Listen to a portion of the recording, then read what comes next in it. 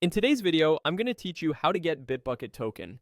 We'll create a repository access token you can use for scripts, automation, or CI pipelines without sharing your personal password.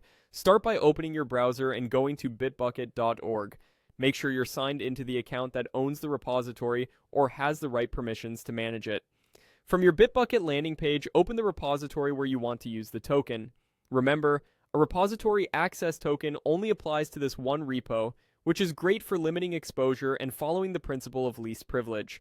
Inside the repository, look to the left sidebar and open repository settings at the bottom.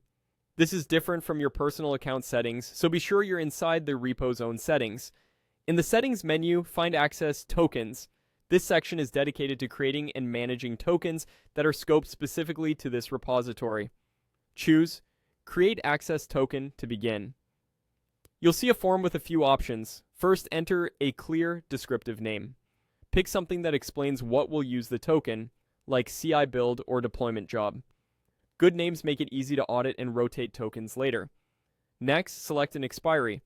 Shorter is safer. If you can, choose the minimum time frame that still fits your workflow. When a token expires, it stops working automatically, which reduces risk. Plan to replace it before it expires if it's still needed.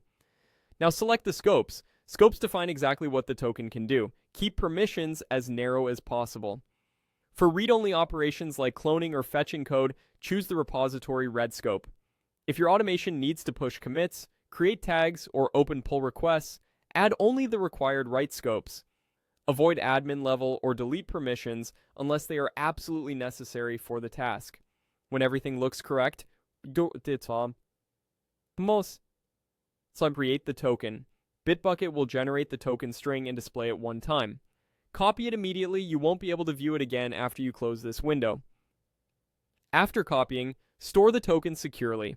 Add it to a trusted secret manager, your CI system's encrypted secrets, or a password manager. Never commit the token to your repository or share it in plain text. Treat it like a password and plan regular rotation.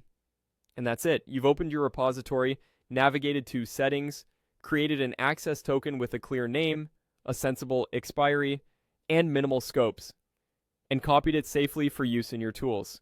You're ready to authenticate your workflows the right way.